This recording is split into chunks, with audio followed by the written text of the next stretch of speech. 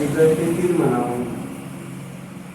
आता म्हातारा झालाय तुम्ही आणि अजून तुम्हाला याचा अर्थ जर कळला नाही तर मग काय करता काय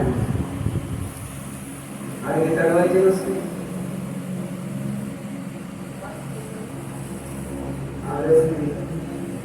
वासव शब्दात सांग रे बाबा. वासव शब्दाचा अर्थ आहे इंद्र. वासव शब्दाचा अर्थ म्हणतो इंद्र. आपण आता बघितलं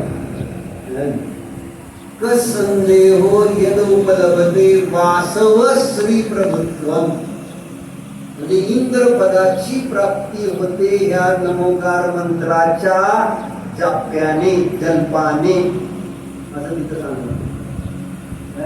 आणि इथं त्यांनी दिलं ना वासुपूज वसुपूज तनुज पद वासव सेवताय, म्हणजे तुमच्या सेवेसाठी इंद्र येतो. आणि इथं काय दिलंय जय नमिनित वासव नुत सप्रेम, काय इंद्र सुद्धा प्रेम भावपूर्वक नुत म्हणजे नमस्कार करतो हे नमिनाथ भगवान तुम्हाला. सप्रेम म्हणजे सप्रेम, नुत म्हणजे नमस्कार, वासव म्हणजे इंद्र. कुणाला तर नमिनाथ भगवानला. नित म्हणजे नित्य रोज.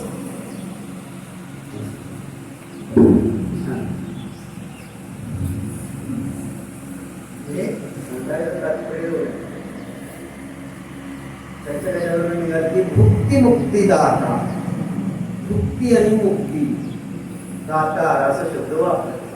मग भुक्ती कशाला म्हणायचं आणि मुक्ती कशाला म्हणायचं, दातार कशाला म्हणायचं. 24 दिन राजवर. सांग दिन राजवर म्हणजे काय, थायलंडला शिकवले कधी. दिन राजवर शब्दाचा अर्थ सांग. बरोबर सांग. पाठशाळा वर म्हणजे सृजिन वर ऋषभ मध्ये वर शब्द आपण अनेक वेळा ऐकला. वर म्हणजे श्रेष्ठ. 24 जिनेंद्र भगवान वर मध्ये श्रेष्ठ आहे. आणि ते काय म्हणजे भुक्ती मुक्ती दाता. भुक्ती शब्दाचा अर्थ काय, स्वर्ग. भुक्ती म्हणजे भोग, भुक्तीचा अर्थ भोग आहे आणि मुक्तीचा अर्थ मोक्ष आहे. आणि आपण दर्शन पाठामध्ये रोज म्हणतो दर्शनम देवदेवस्य दर्शनम पापनाशम दर्शनम दर्शनम आनंद स्वर्ग सोपान आणि मोक्ष साधन. मग भुक्ती मुक्ती दाता भगवान कसे भुक्ती आणि मुक्ती हे स्वर्ग मोक्ष फळ देणारे. ही त्याच्या कशासाठी चालली ते आपल्या अरुणासाठी काय अक्षय केलं काय सांगितलं म्हणजे सांग.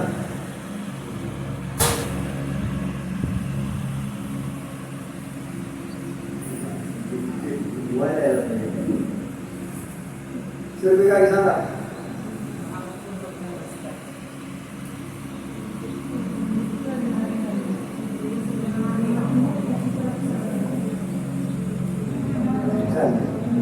पूजा आहे, पूजक आहे, पूजेची सामग्री आहे, परंतु पूजेची विधी माहिती नाही. जे पूजनाचं फळ, आणि म्हणून पूजनाचं फळ सांगत होतो भुक्ती मुक्ती दाता.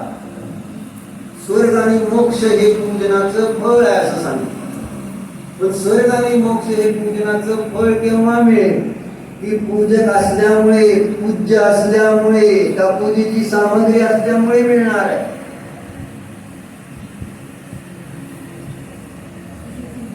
विधी विधी विधी महत्वाची. सगळीकडे विधीच, म्हणून महाराजांनी बरोबर साधन महत्वाचं आहे हे सांगितलं. विषय आहे, फळ आहे, पण साधन माहिती नसेल तर मोक्ष मार्ग होत नाही आणि सम्य दर्शन ज्ञान चारित्राची प्राप्ती होत नाही. विधी माहिती नाही तर विधीचं ज्ञान असलं त्याच्याशिवाय आहार झाला नाही. ही चर्चा वाचतो. विधीचं अज्ञान विधी विधी संबंधीचा आहे. सगळं आहे. शास्त्र सांगणारे, शास्त्र ऐकणारे, शास्त्र आहे. ऐकायचं कसं, विधीचं ज्ञान. ऐकण्याची एक सिस्टीम आहे की नाही, प्रत्येक गोष्टीला एक सिस्टीम आहे. आणि कुठलंही कार्य करताना त्याला एक विशिष्ट विधीने केलं तर ते कार्य चांगल्या प्रकारे होणार. मग ती शाळा शिकायची असो, दुकान चालवायचं असो, नाहीतर भोजन बनवायचं असो, नाहीतर गाडी चालवायचं असो, प्रत्येकाला एक विधी आहे. बरोबर आहे का? भात लावायची पण एक विधी आहे का नाही? तसं लावलं तरच होईल का नाही? नुसतं तांदूळ आहे, पाणी आहे, कुकर आहे म्हणून होणार आहे काय भात? त्याला त्या पद्धतीनंच करावं लागेल. प्रत्येक कार्यापाठीमागची एक विधी असते. त्या विधीचं जेव्हा अज्ञान असेल तर ते कार्य होतच नाही. तसं इथं सुद्धा आचार्यांना तेच सांगायचं. अध्यात्म भाषेमध्ये बघितलं तर ध्रुव आहे, पर्याय आहे, आणि त्या ठिकाणी रत्नत्रय त्याची विधी असणारी म्हणजे सामग्री म्हटलं तर हे सगळे षटकर्म आहेत आणि आत्मानुभव घेण्याचं कार्य पण. आणि त्याच्यासाठी सगळं म्हणजे सांगायचं तर ध्रुव आहे ना, तो ध्यान करण्यायोग्य आहे, ध्यान करणारी पर्याय पण आहे. आणि आता त्या ध्यान आणि ध्येयाबरोबर ध्याता पण आहे. ध्येय आहे, ध्यानाचं फळ आहे, ध्याता पण आहे. पण ध्यानाची विधी माहिती नाही तर आज सगळं जवळ असून सुद्धा पर्यायामध्ये मोक्ष मार्ग प्रगट होईना. पद्धती सिस्टीम माहिती. कोणत्या सिस्टीम? शेती करताना एक विधी आहे का नाही? इथं काय? तिथं त्या विधीचा उपयोग करायचा असतो हेच माहिती नाही, आणि त्यामुळे तिथं उपवाशी राहिले आदिनाथ आणि आपला निजनाथ. तोही अनादी काळापासून आजपर्यंत उपवाशीच. ध्रुवाचं सेवन नाही, वेदन नाही, भोग नाही, अनुभव नाही. त्यामुळं आत्म्याला दुःख का? तर आत्म्याची प्रतीती नाही, अनुभूती नाही, भोग नाही. आणि त्याचं कारण आदिनाथांना जसं विधी नाही मिळाली आणि त्यामुळे तिथं ते आहार मिळाला नाही. तद्वत मला पण आजपर्यंत मोक्ष मार्गाची प्राप्ती न होण्याचं कारण एक मात्र विधीचं अज्ञान. म्हणून इथं केवळ ती आहार दानाच्या विधीची चर्चा नाही, तर इथं विधीचं महात्म्य सांगायचं. कोणतंही कार्य करताना विधी समजून घ्या तर ते कार्य होणार. बरोबर? म्हणून ही चर्चा आहे. वाचवत परत काय झालं? वस्तुस्थिति से विचार किया जाए तो ऊपर कही गई सब व्यवस्थाएं थी. राजा श्रेष्ठ जैसे आहार दान देने वाले दाता, तीर्थंकर मुनिराज ऋषभदेव जैसे आहार देने वाले पात्र, आहार के योग्य संपूर्ण सामग्री, सब कुछ सुलभ था. पर सुलभ नहीं थी तो एकमात्र आहार देने की विधि कि निर्ग्रंथ मुनिराज को आहार कैसे दिया जाता है, बस यह विधि किसी को स्मरण नहीं. कुणाच्या ते लक्षात नव्हतं की निज ध्रुवाला प्रत्यक्ष प्रामाण्य सहित जाणलं तरच सम्यक दर्शन होतं. ही विधी माहिती नाही.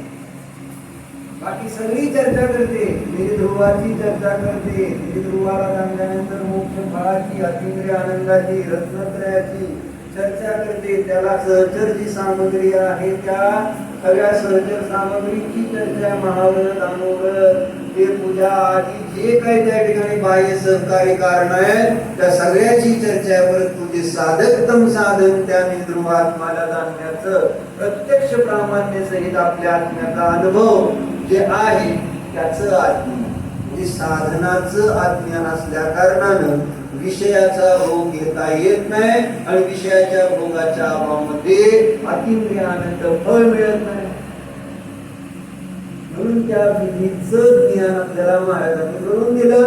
हे काय असतं प्रत्यक्ष प्रमाण ज्ञान साधन? ध्यान काय असतं की जे ध्यानच कर्म क्षयाचं कारण आहे, संसार नाशाचं कारण आहे, मोक्षाचं कारण, सिद्ध बनण्याचं कारण आहे. आहे ना, भजन आहे ना पंडितजी. सिद्ध बनने का मार्ग ध्यान है. आता ध्यान म्हणता येते ना पदराव. सिद्धों से मिलने का मार्ग ध्यान है. बरोबर आहे का? काय ध्यान का? ध्यानच माहिती नाही असं प्रॉब्लेम. म्हणजे ना विधी माहिती नाही. विधीच्या अभावामध्ये संसार परिभ्रमण, चार गतीतलं दुःख थांबत नाही. ठीक है. मग जब राजा श्रेयांश को जाति स्मरण हुआ कि आज से 7 भव पूर्व मैंने राजा वज्रजंग के साथ उनकी पत्नी श्रीमती के जीव के रूप में 2 मुनिराजों को आहार दिया था, जो संयोग से इन दोनों के ही पुत्र थे. है ना. जैसे ही राजा को आहार दान की विधि स्मृत हुई, तुरंत आहार के योग्य व्यवस्था की और मुनिराज ऋषभदेव को आहार दान देकर चरम शरीर होने का गौरव प्राप्त किया. जो आहार दान देतो ना तीर्थंकरांना पहिल्यांदा, तो तर भाऊ मोक्षगामी.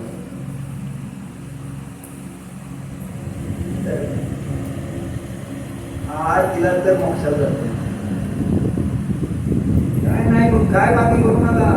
एवढंच तीर्थंकरांना मी पहिल्यांदा आहार द्या, मोक्षाला. एवढी भावना तयार. आणि इथं कोण कोणाला खाऊ घालायला बसलंय का आहे? कोण विचारते का खायला? अर्थ नाही. काय आहार मुलींना कोण देणार, का देणार? विषय येत. मग मोक्ष आणि पूर्ण सुख, खरं सुख विषय देणार. व्यवहाराने रूपाने मला ते आता वाचून दाखवा. तुम्हाला पंचमध्ये दान उद्देश अधिकार जो घेतलेला तो ऍक्च्युली वाचून सगळ्यांनी काढला पाहिजे पुन्हा पुन्हा. त्याअंतर्गत चर्चा त्यांनी सुरुवातीला केली की बाबा दान तीर्थ आणि धर्मतीर्थाची प्रवृत्ती करणारे ऋषभदेव आणि कोण? श्रेयांसराज. आणि त्याची महिमा किती गायली. श्रेयांसराजाची महिमा, दानाची महिमा, प्रत्येकाच महत्व किती आहे त्याच्यासाठी केली. पण आपल्याला त्याच्याशी प्रयोजन नसल्यामुळं आपण त्याच्यात डोकं घालायला तयार नाही. एवढंच. बरोबर आहे. प्रयोजन काय? म्हणजे धन हे प्रयोजन ज्यांचं आहे त्यांच्यासाठी धर्म हे प्रयोजन असू शकत नाही. विषय भोग ज्यांचं प्रयोजन आहे त्यांच्यासाठी अतिप्रिय आनंद हे प्रयोजन राहत नाही. शरीर हे ज्यांचं, शरीरामध्ये ज्यांचं आपलेपण आहे त्याच्यासाठी धर्म आत्मा हा आपला राहू शकत नाही.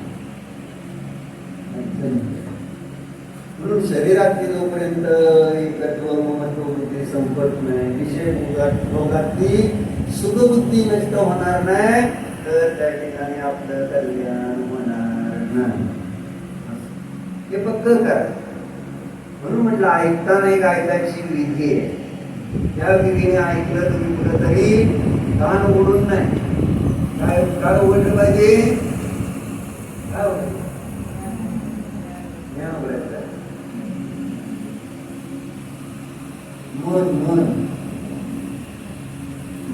मनपूर्वक कोणतंही कार्य करा. व्यवहारामध्ये मन लावून करा म्हणून सांगितलं. ज्ञान कोणाला कळते?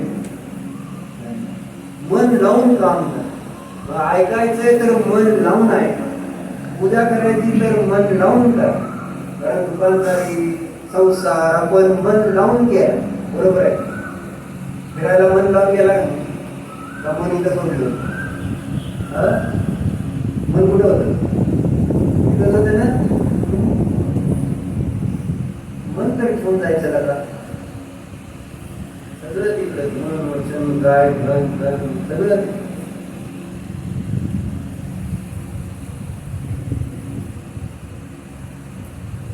मन काय झालं?